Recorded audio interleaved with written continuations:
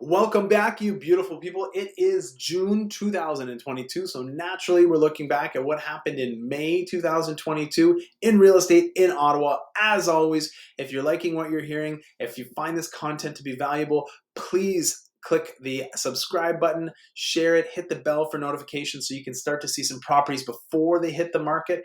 And if you'd like to schedule your own private consultation with me, my Calendly link is in the description below.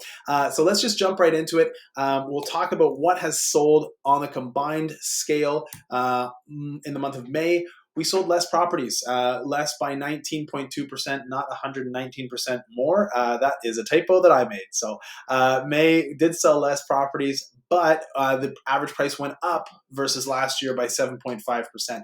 Inventory, as you can see, is climbing. We've got over 2,100 properties available for sale. We are still, so it's 13%, 13.5% more. We're still really shy in terms of inventory, 34 days of inventory. So the absorption rate is still just over a month. Remember, to get to a balanced market, we need 3 or 4 months of inventory. So we're a ways away from there. On the combined side, year to date, we've sold 13% less houses, but the average price has gone up by 11.5%. Now, that number is trending down, okay? Earlier towards the beginning of the year, that 11.5, so how much it's gone up this year, was a much higher number, and every month we're seeing it come down a little bit and a little bit more. The average price of a home or condo went down by $20,000 month over month.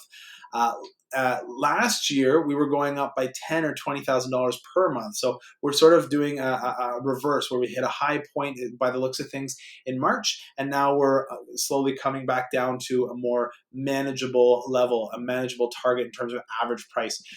We don't know what's coming down the pipe. We might continue to reduce in price, or we might be at a new threshold on the low end. We'll keep our eyes peeled to see what's happening in the market and what effects this have. Of course, the buyers are a little bit wary about buying a house, but the sellers are also a little bit wary about putting their house up for sale. And as a result, if the sellers are wary about putting their house up for sale, we might run into the same inventory crunch that we had before. And once buyers understand, okay, well, what's really happening with the interest rates, they might jump back into the market. So who knows what's going to happen? My crystal ball is in the shop, so I don't know, but we keep an eye on what's happening. Now, to break it down side by side onto the residential side, in the month of May, we sold 21% less houses, but again, the average price on the res side went up by 8.2%. The inventory, you can see there is more inventory. There's more to choose from, but still not a lot. Okay, we've got 1,600 houses to choose from at the end of May, versus at the end of April, there were 1,300 houses to choose from. So still not a lot of inventory when you compare on a large scale. When you just compare on a small scale, it looks like more, but overall, it's not that much. 36 days of inventory, so still a seller's market, just maybe not as frothy as it was before. Year to date, you can see the total number of residential sales is down by almost 14%, but the average price is up by approximately 12%. So, on the residential side, we went down by $24,000 month over month from March to April, and again, $25,000 month over month from April to May. So we really did hit that peak in March. So buyers who bought in March or they're closing now might be in a tough place with appraisal values. So there is an opportunity as well for some savvy buyers that might be able to get into the market for lower prices. And some sellers might be saying, look, I don't want to sell right now if the prices are down. Maybe they'll wait until they come back up. Who knows? The neat thing about the market is it changes, right? And hiring a professional will help you understand how those changes affect you and your family. Year to date, on the condo world, we're looking at a total of, this is not year to date, this is month to date. In the month of May in the condo world, we sold less condos, so we sold 10.6% less condos, but the average price went up by 11.3%. The inventory is actually similar. It didn't rise the same way as it did on the res side, so we're dealing with about the same inventory. So, as a result, we've got 1 month of inventory with the sales and the inventory. So the absorption rate is 1 month.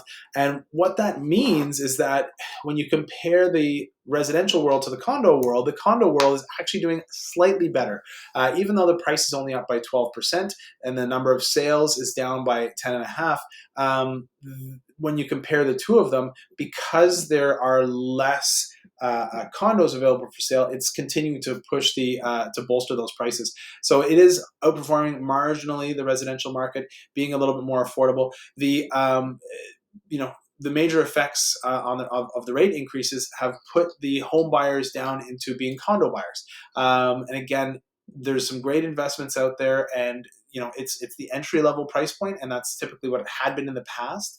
And it looks like that's what it's going to continue to be as we move forward. So if you would like to discuss what all of this means to you and your family, whether you're buying, whether you're investing, whether you're selling, please, as always, reach out to me. The phone number 1-888-REAL585. And until then, keep it real, collective.